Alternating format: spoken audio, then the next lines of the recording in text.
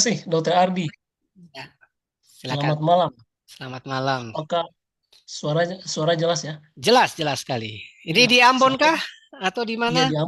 Bukan Di di Ambon lagi TKP? musim ya, di Ambon lagi musim hujan masalahnya. Oh, Jadi saya takutnya nggak ada gangguan-gangguan cuaca gitu. Tapi siap. jelas ya. Jelas, jelas, aman. Jelas. Silakan. Oke, Ya. terima kasih.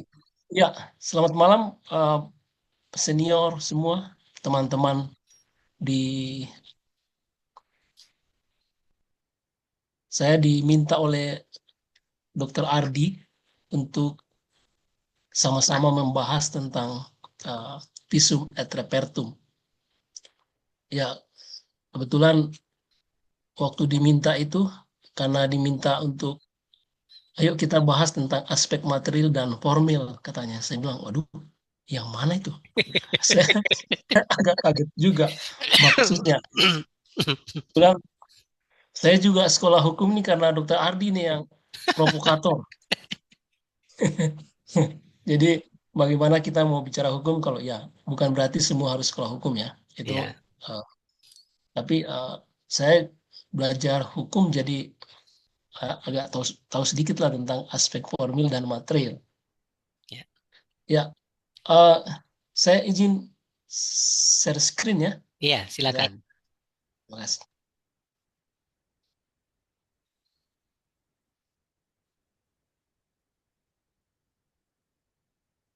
Udah kelihatan ya? Kelihatan, tinggal diperbesar, Dokter Arkipus. Iya, iya. Ya, Jadi yang sudah ya, sudah kelihatan ya? sudah nampak Oke, jelas. terima kasih. Jadi yang kita mau bahas itu adalah visum et repertum dari aspek material. Aspek material, nanti aspek formilnya Dokter Ardi karena ya jago hukum lah pokoknya Dokter Ardi itu. Saya banyak banyak belajar dari beliau ini nih tentang eh, membawakan hukum dengan santai dan apa tidak terlalu jelimet gitu. Jadi mudah dipahami. Mudah-mudahan saya menjelaskan juga ya di sini sebanyak sejauh saya ini saya lihat mudah-mudahan kalau ada saya ada kesalah salah penyampaian tolong dikoreksi. Ya, aspek material itu artinya eh, substansi atau isi pokok dari visum ya, Dokter Adi ya. Iya, betul. Fakta medis atau temuan objektif. Mm-mm. Jadi ya apa yang saya mau sampaikan itu ya ya bagaimana itu visum et repertum formatnya bagaimana kemudian apa isinya gitu ya. Mm-mm. Ya, tadi sudah diperkenalkan saya namanya Arkipus Pamutu. Namanya memang jarang-jarang nih nama ini nih. Cuma satu. Kemudian Se-Indonesia cuma satu. oh ada banyak juga sih cuman Oh, mungkin yang jadi dokter forensik cuma satu kali. iya, iya, iya. Khas. Ya, ya jadi itu ya di sehari-hari atau di masyarakat atau yang sering kita dengar tuh banyak kasus-kasus. Ini gambar-gambar saya peroleh dari Google ini. Hmm.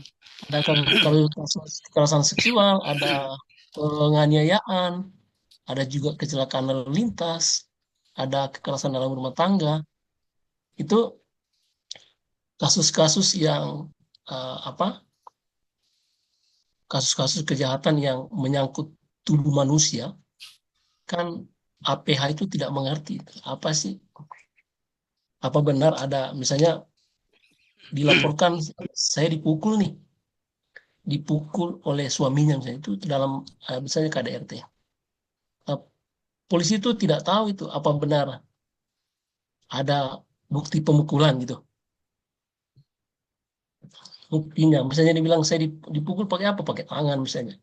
Apa apa itu ada bukti bahwa dipukul menggunakan tangan.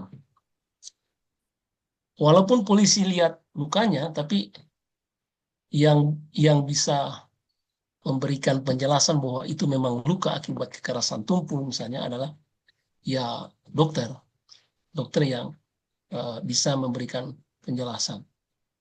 Maka polisi minta bantuan ke kita sebagai dokter untuk memeriksa orang tersebut atau korban. Ya, itu pengantar. Ini nama saya sudah tadi ya, riwayat hidup, kemudian ini riwayat pendidikan. Saya juniornya Dokter Ardi itu, yang paling bawah itu. Kemudian pekerjaan, sekarang kebetulan saya di Maluku, Ambon ya. Saya juga mengajar. Nah, di dalam Undang-Undang Nomor 17, Undang-Undang Omnibus Law Kesehatan ya, pasal 153 sampai 159, kemudian dalam peraturan pemerintah, peraturan turunan dari Undang-Undang 17, dan Permenkes PMK nomor 38 tahun 2022. Permenkes ini keluar sebelum Undang-Undang 23 tuh. Makanya saya tulis merah itu. Karena sebenarnya saya mau tanya Dokter Adi gimana, berlaku nggak ini? Selama belum dicabut ya, masih tetap berlaku, Berlaku sepanjang tidak bertentangan. tidak bertentangan. Iya. Ya. Itu dia ini mengatur tentang pelayanan kedokteran untuk kepentingan hukum Iya. yang disingkat Yandokum. Yandokum. Jadi, di dalam pasal-pasal ini dan di PMK nomor 38 tuh. Yang dimaksud Yandokum itu pemeriksaan terhadap orang mati dan orang hidup. Jadi salah satu produk akhirnya dan yang paling sering adalah ya pembuatan visum et repertum pada pemeriksaan korban mati atau korban hidup.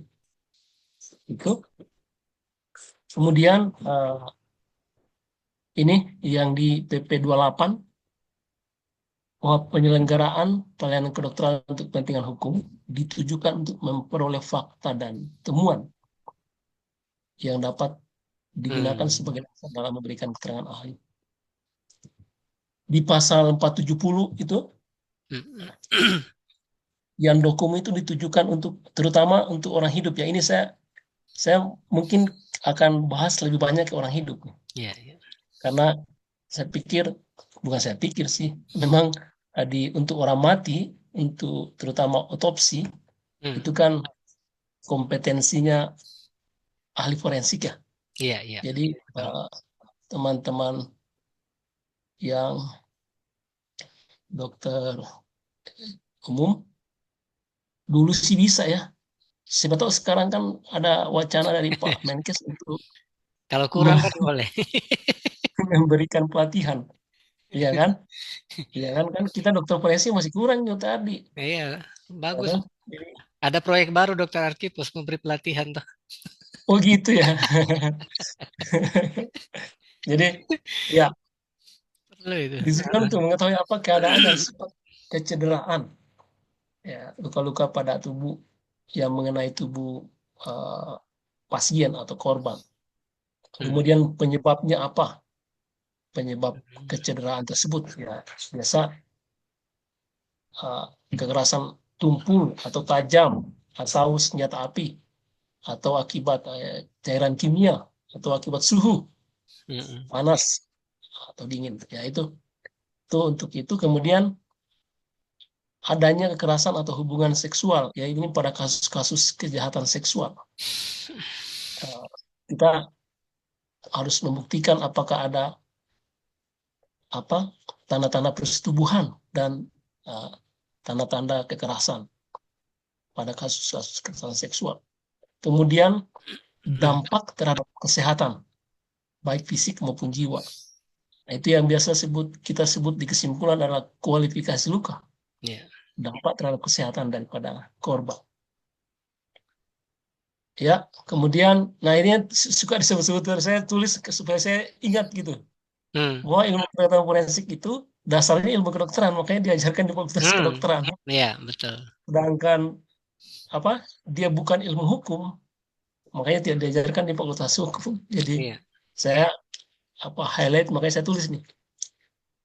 Itu Nah, ini saya ambil dari istilahnya Dr. Made ini, peran dokter dan tenaga kesehatan dalam proses penegakan hukum. Dokter itu perannya sebagai dokter pemeriksa korban, ya baik hidup ataupun mati ya, Mm-mm. korban hidup atau korban mati, dan dokter sebagai saksi ahli di segala tingkat, semua tingkat, bisa di penyidikan atau di pengadilan. Kita bisa berperan di situ. Nah itu dalam pemeriksaan pasien itu kan, ya tadi yang kasus tadi itu, kalau dokternya tidak ada itu, tidak ada di tempat. Nah, itu Mm. tenaga kesehatan lain, perawat atau bidan punya peran juga tuh, Mm. membantu dalam mendeteksi adanya kemungkinan tidak tindak pidana, kemudian membantu melakukan pemeriksaan, merawat pasien, ya kan, dan bisa juga menjadi saksi atas tindak pidana yang berkaitan dengan masalah kesehatan. Itu jadi dokter dan tenaga kesehatan memang nanti itu mudah-mudahan dalam pertemuan ini kita melahirkan satu SPO ya, tentang bagaimana itu eh, pelayanan yang dokum tadi itu pada kasus-kasus korban hidup misalnya atau yang mati, apa sih, bagaimana supaya jangan sampai eh, dokternya bilang gini, dok saya kan tidak ada di tempat dok Mm. waktu pasiennya datang, masa saya harus bikin visum, Mm. atau dok waktu itu tidak sempat di di foto dok, kemudian tidak dicatat juga luka-lukanya, itu bagaimana itu? Mm. Maka diperlukan adanya SPO yang jelas supaya tidak, termasuk yang minggu kemarin tuh Mm. teman sejawat saya Dokter Alberta tanyakan tuh, di, Mm. dipaksa-paksa dok, sudah selesai apa belum nih visumnya itu. Kalau di SPO-nya ada, misalnya waktu kan, waktu penyelesaian Ya. itu, ya diharapkan tidak ada lagi tuh begitu ditanya-tanya terus kapan selesai visumnya ini, Mm. kok penahanan tersangkanya sudah mau habis nih kok visumnya belum ada, bagaimana ini kan gitu. Jadi itu kita mudah-mudahan produk akhir dari visum Mm. draft itu menghasilkan suatu produk SPO Mm. itu. Nah ini prinsip pemeriksaan yang dokum itu, pertama ya imparsial, artinya tidak memihak ya. Iya. Kemudian independen, akuntabel, bebas dari konflik kepentingan, objektif, ilmiah, dan anti diskriminatif. Jadi ya ini tantangan juga tuh dalam pemeriksaan korban. Ya saya kalau tidak salah dengar pernah Dokter Ardi bilang ada ada intimidasi ya atau dipaksa. Mm. Ya. Saya kemarin dulu dua minggu yang lalu saya dikonsul tuh sama dokter umum di suatu daerah. Mm. Jadi diminta untuk merubah kesimpulan Wow. dari visum itu. Jadi singkat cerita korbannya korban mati, Mm. kemudian ya kita pakai istilah mati ya dokter Adi ya, Iya, bukan iya, mati. meninggal. Mati, mati. Iya, betul. Eh, di dibuatkan visum, kemudian kesimpulannya penyebab kematian pasti belum dapat ditentukan karena tidak dilakukan otopsi. Ah. Nah, diminta oleh penyidik tuh, dok, tolong dong diubah itu Mm. kesimpulannya. Kenapa? Karena kalau ada kata-kata otopsi, itu ribut nanti. Waduh, Mm. jangan-jangan masalah hukum nih. Kok ada kata-kata otopsi gitu kan? Kalau istilah otopsi kan berarti ada Mm. pidananya kan? Mm. Kalau saya ditanya, dok, bisa dirubah tidak itu Mm. kesimpulan? Mm. Saya bilang, memang kamu tulisnya gimana? Dia bilang saya tulisnya begini dok, yang tadi itu. Saya Mm. bilang, "Sah, kenapa? Maunya penyidik apa? Maunya tidak ada kata-kata otopsi dok. Kata, oh dirubah aja. Dirubahnya gimana? Penyebab kematian pasti belum dapat ditentukan karena tidak dilakukan pemeriksaan dalam. Titik aja di situ. Mm. Ya nggak usah pakai otopsi, Hmm. ya kan? Kan Ya, otopsi ya. kan luar dan dalam kan, Lebih jadi netral. lebih netral. Hmm. Jadi eh, itu bukan intimidasi sih itu, tapi Hmm. ini demi demi eh, kan Ya, kita mengubah substansinya kan, iya tapi betul. artinya kan sama juga tuh. Hmm. Itu. Nah, ini apa? Kalau lintas disiplin itu ilmu kedokteran forensik itu, kalau ada korban ya atau pasien ya, Hmm. saya eh, pakai istilah sebenarnya pakai istilah pasien dan korban harusnya tidak ada bermasalah ya menurut dokter Ya, Adi.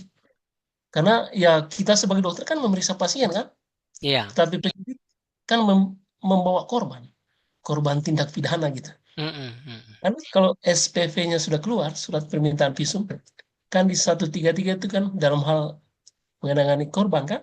Hmm. Jadi itu.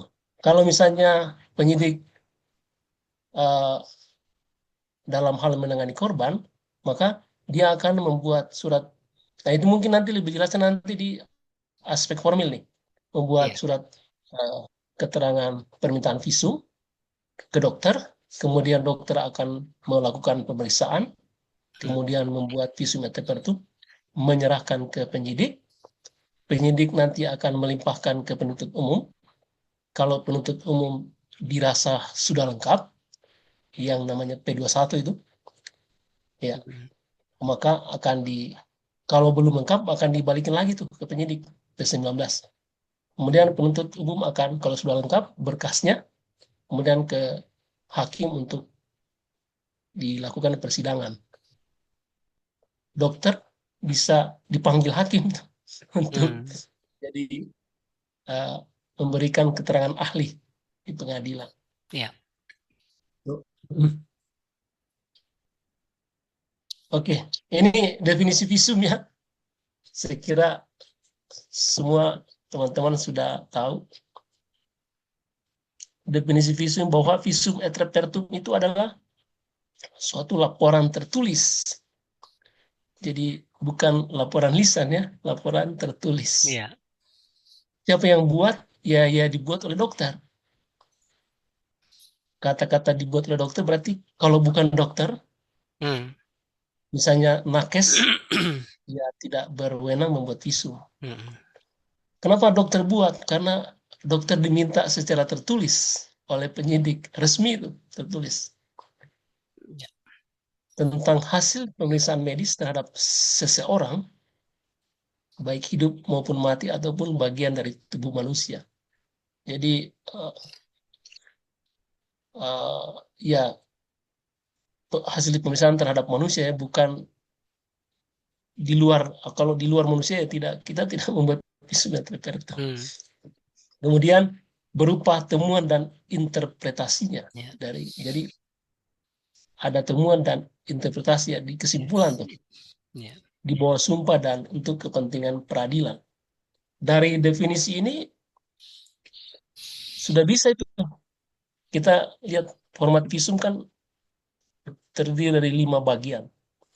Nanti eh, selanjutnya. Nah, itu jenis-jenis visum et repertum. Ada visum et repertum psikiatri. Ini menyangkut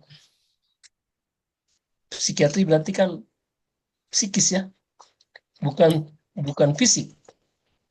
Ya, itu dibuat oleh teman-teman dari psikiater, dokter spesialis kesehatan jiwa. Kemudian visum et repertum ragawi atau fisik ada 2, ada yang mati dan korban hidup. Kalau korban mati ya visum et repertum pemeriksaan luar saja gitu. Ini yang uh, di standar kompetensi dokter Indonesia, teman-teman dokter umum kompetensinya 4 nih, harus bisa melakukan pemeriksaan dan membuat visum et Hmm. repertum korban mati pemeriksaan luar. Hmm. Iya, kemudian visum et repertum pemeriksaan dalam atau otopsi. Yang berikut adalah visum et repertum korban hidup. Itu banyak tuh korban hidup. Yang paling banyak itu yang korban hidup memang. Saya di sini ada senior saya di sini di Bayangkara itu di Hmm. rumah sakit itu satu hari bisa 5 gitu. Rata-rata 5. Banyak sekali. Kasusnya banyak. Nah, yang menghadapi itu kan dokter umum semua tuh. Hmm. Artinya makanya kalau tidak tidak apa belum ya dia memang sih diharapkan ada pelatihan ya. Kita Hmm. membuat pelatihan untuk pembuatan visum et repertum. Karena itu yang dihadapi sehari-hari itu. Visum et repertum perlukuan tuh yang paling banyak. Penganiayaan. Hmm. Kalau keracunan atau peracunan itu tidak terlalu banyak. Kejahatan seksual tuh, banyak. Hmm. Kemudian kekerasan dalam rumah tangga atau korban tindak pidana kekerasan terhadap perempuan dan anak. Kecelakaan Hmm. lalu lintas juga. Biasanya kita lupa tuh kecelakaan lalu lintas. Itu Hmm. dibuatkan visum et repertum juga. Iya. Kadang-kadang kalau KLL tuh Hmm. kita tidak buat eh, sudah ini KLL saja. Tidak Ya. perlu. Nanti nanti beberapa hari kemudian tuh atau bukan kadang-kadang 2 hari atau 1 hari besoknya datang surat permintaan visumnya. Hmm. Itu kelabakan kita kalau tidak dibuat pencatatan rekam medik dengan baik. Oke. Ini peran visum ya ini mungkin nanti Dokter Adi lebih paham. Di penyidikan itu mengungkap perkara ya menetapkan tersangka kan kalau penyidikan itu. Iya. Kemudian di penuntut umum itu untuk membuat dakwaan. Kemudian hakim keyakinan dalam membuat putusan yang di KUHP 183 itu.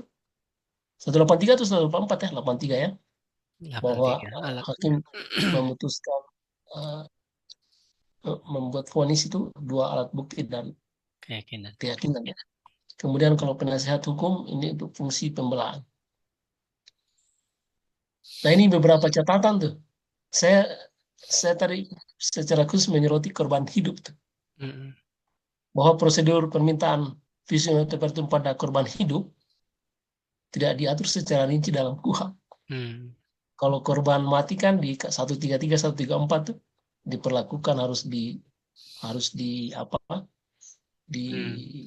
diberikan ada di 134 diatur secara jelas tapi yang hidup tidak diatur secara rinci. Hmm. Kemudian tidak ada juga ketentuan apa yang harus diperiksa, apa yang boleh dan apa yang tidak boleh. Hmm. Maka pemeriksaan sepenuhnya diserahkan kepada dokter dengan Hmm. mengandalkan tanggung jawab profesi kedokteran. Oke. Kemudian perlu diingat juga bahwa selain korban, ia juga pasien Hmm. yang merupakan subjek hukum yang mempunyai hak dan kewajiban. Artinya korban korban karena dia juga pasien, dia dapat saja menolak suatu pemeriksaan. Iya. Kemudian ini apakah bisa di otopsi ulang atau pemeriksaan ulang bisa itu di 180 kalau hakim uh, memerintahkan ya. Hmm. Ketentuan dalam penulisan FAIR ini ketentuan umum pertama diketik di atas kertas berkepala surat instansi. Ya, kan laporan tertulis ya memang diketik ya. Hmm. Kemudian ada nomor dan tanggal, nomor visum, nomor ini dikeluarkan oleh yang membuat ya, instansi yang membuat visum, artinya Fasyankes, Hmm. bisa rumah sakit, bisa puskesmas, kemudian mencantumkan kata per justisia Hmm. di bagian atas, bisa kiri atau bisa tengah. Kemudian menggunakan bahasa Indonesia yang baik dan benar. Uh, apa? Karena ini dokumen hukum ya, Iya. jadi harus betul-betul menggunakan bahasa Indonesia yang baik, kapan penggunaan huruf kapital, kapan menggunakan koma gitu ya. Kemudian eh, tidak menggunakan singkatan terutama pada waktu mendeskripsikan temuan pemeriksaan. Jadi tidak boleh tidak ada singkatan ya, tidak boleh disingkat. Kemudian tidak menggunakan istilah asing atau medis. Jadi semuanya dalam bahasa Indonesia. Kenapa tidak boleh? Karena yang membaca visum kan bukan orang kedokterannya, bukan medisnya, bukan nakes, tetapi APH. Maka bahasanya ya bahasa Indonesia semua tuh, termasuk regio, misalnya kapitis dari kepala, regio dada, bukan regio juga daerah gitu ya. Kemudian keterangan angka ditulis dalam bentuk narasi. Jadi 9 jadi 9 yang kalau misalnya ada perbedaan antara angka dan narasi, maka yang dipakai adalah narasi. Ya. Kemudian satuan ukuran dipakai ukuran panjang cm dan gram untuk berat. Ya, kemudian milimeter untuk ukuran volume cairan. Setiap akhir paragraf ditutup dengan garis putus-putus. Ya ini gunanya untuk supaya tidak boleh ada tambahan lagi, gitu. Tidak boleh ada yang menambah. Kemudian ini ketentuan tentang kata penyambung ke halaman berikutnya. Jika ver terdiri dari lebih dari satu halaman, pada akhir setiap halaman ditulis 1 hingga 2 kata pertama dari halaman berikut. Kemudian kata penyambung terletak pada pojok kanan bawah tiap halaman. Pengetikan pertama ditulis nomor jika ada, kemudian diikuti minimal 1 hingga 2 kata. Kemudian ada titik di sebanyak 5 kali. Ini semua nanti diatur di SPO ini. Ya. SPO penulisan. Ya. Kemudian ditandatangani dan diberi nama jelas, berstempel instansi pemeriksa. Ini kemudian diperlakukan sebagai surat yang harus dirahasiakan. Ya, diberikan hanya ke penyidik. Kalau keluarga minta boleh apa tidak, ya tidak boleh kan. Cuman kadang-kadang kita kalau memberikan penjelasan ke keluarga, ya tidak boleh Pak. Ya terus itu apa? Ya, komplain tuh, kok masa kita tidak boleh melihat? Penjelasannya ya boleh ya, melihat tapi lewat penyidik, jangan lewat dokter gitu. Kemudian salinannya diarsipkan dan dengan mengikuti ketentuan arsip pada umumnya. Saya tidak tahu sekarang berapa lama tuh undang-undang arsip terbaru. Apakah masih 30 tahun atau 20 tahun? Ya. Nah, ini formatnya, format visum et repertum, pembukaan. Ya, pembukaan isinya tentang kop surat, kemudian tulisan per justisia dan tanggal visum tersebut dibuat. Ada juga yang tanggal di akhir tuh, akhir dia sebelum dokter pemeriksa. Apakah boleh? Ya boleh. Kemudian di pendahuluan isinya identitas, intinya itu identitas. Identitas apa?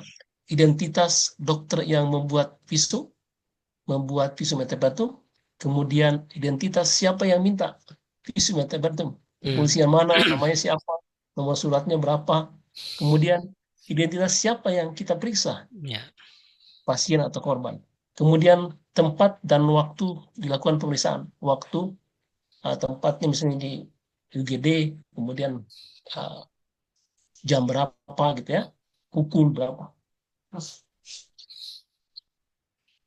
Kemudian pemberitaan isinya hasil pemeriksaan. Hasil pemeriksaan tentang apa yang kita lihat dan temukan saat kita periksa. Itu isinya biasanya, bukan biasanya ya, deskripsi luka. Luka-luka yang kita temukan pada pasien yang kita periksa. Kemudian kesimpulan isinya pendapat dari pemeriksa dan penutup sumpah atau sumpah ilmiah dan tanda tangan cap. Ini yang format fair pembukaan. Ini kop surat instansi kan. Nah, kemudian kata per justisia dan ini di tanggal dibuat visum tersebut. Kemudian format pendahuluan. Ini ada kata-kata visum et repertum, nomornya. Ada juga format yang kalau di teman-teman di kepolisian, di nomornya di kiri atas tuh nomor, kemudian eh, apa lampiran, kemudian sorry itu kalau ya ini kembali lagi SPO-nya gimana ya? Iya.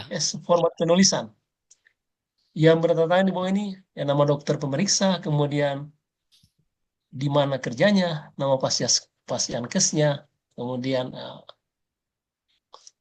kemudian nomor surat permintaan, tanggal di surat permintaan visum itu ada tanggal eh, surat visumnya, kemudian eh,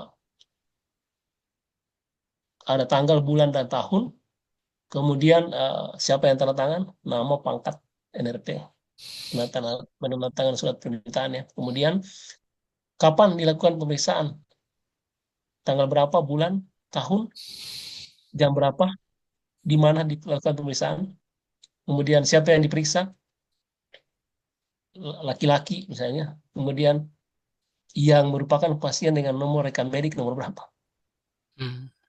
Jangan lupa ya, ya walaupun dia korban tindak diduga merupakan korban tindak pidana, tapi dia pasien tuh, jadi dia juga harus dibuatkan rekam medik, diberi nomor. Kemudian itu menurut surat permintaan tersebut memiliki keterangan sebagai berikut: namanya siapa, nama urut-urutan di sini kita ikut mengikuti sesuai dengan aturan dalam urutan dalam surat permintaan visum. Urut-urutan nama, umur, jenis kelamin. Kadang-kadang nama ada di bawahnya NIK, nomor identitas. Ya ikut aja, Ya, ya. kita ikut dalam surat permintaan. Kalau format pemberitaan, nah ini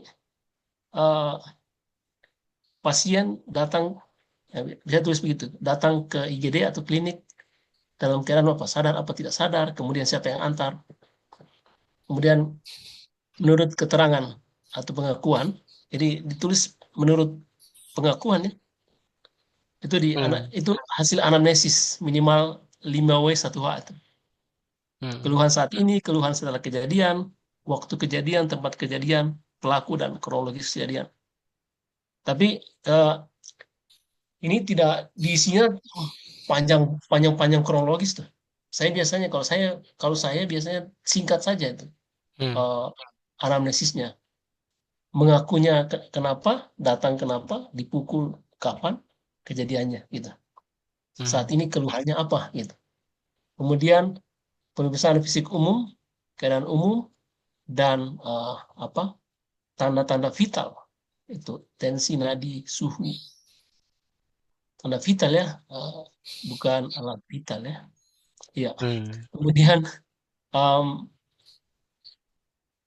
pada korban ditemukan apa? Itu ya, itu yang kita tulis deskripsi luka itu, status lokalis. Ya. Dia berdasarkan regio, koordinat X dan Y itu, kemudian jenis luka, karakteristik luka, dan ukuran luka. Kita tulis di status lokalisnya. Kemudian tindakan yang dilakukan terhadap pasien. Tindakan medis apa? Kemudian perawatan yang diberikan. Tetapi misalnya pada pasien diberikan infus RL berapa, tidak perlu serinci itu ya. Ya. Kemudian pemeriksaan penunjang yang dilakukan, kemudian hasilnya. Jadinya kita harus misalnya pasiennya fraktur, kita harus di ronsen, ya ditulis tuh di pemberitaan hasil pemeriksaan tuh, hasil pemeriksaan penunjangnya. Kemudian kalau harus dikonsul, tulis juga hasil konsulnya. Misalnya pasien harus dikonsulkan ke ahli bedah saraf misalnya. Kemudian ahli bedah saraf bilang sito, operasi. Itu tulis. Kemudian keadaan akhirnya gimana? Pulang dalam kondisi baik, Kan biasanya ada tidak semua pasien yang datang, korban yang datang kan tidak semua dirawat. Ada yang periksa Ya. langsung pulang. Tuh. Kemudian misalnya atau dia harus dirawat berapa hari dirawat di rumah sakit. Kemudian dirujuk kemana? Misalnya Hmm. ke fasilitas kesehatan yang lebih rujuk kan memindahkan tanggung jawab ya. Ya. Rujuk dan konsul kan beda itu ya. Konsul ya bertanya, kalau rujuk jadi dialihkan Hmm. tanggung jawab. Ya, kemudian di kesimpulan pada pemisahan korban laki-laki misalnya usianya berapa. Nah, ini yang kita tulis jenis luka dan lokasi luka, jenis kekerasan dan kualifikasi luka. Jenis luka eh, kita ya semua kita waktu belajar forensik itu jenis luka Hmm. ada luka memar, luka lecet, luka tusuk, luka robek, eh, luka bacok gitu. Itu itu namanya jenis luka atau luka tembak, itu jenis luka. Hmm. Jenis kekerasan ya kekerasan tumpul, kekerasan tajam, kekerasan akibat senjata api atau akibat suhu panas misalnya. Dan kualifikasi luka. Nah, di penentuan kualifikasi luka itu eh, yang kita dalam kalau di undang-undang di KUHP itu Hmm. kualifikasi luka hanya ada dua tuh yang kita baca yang tahu ringan dan berat. Hmm. Di kualifikasi luka ringan itu kita apa yang ada dalam pasal 352 ayat 1 bahwa luka-luka yang tidak menyebabkan penyakit atau halangan dalam melakukan pekerjaan itu dikategorikan luka ringan, penganiayaan ringan. Ya. Tapi kalau luka-luka berat, kualifikasi luka berat, misalnya apa yang ada dalam KUHP pasal 90 ada 7 item tuh luka berat. Salah satunya luka yang dapat menyebabkan bahaya maut atau menyebabkan cacat atau mengakibatkan gugurnya kandungan seorang perempuan, kemudian luka yang tidak memberi harapan untuk sembuh, kemudian uh, yang di dalam pasal 90 itu disebut luka berat. Hmm. Nah, satu lagi kualifikasi luka sedang tuh.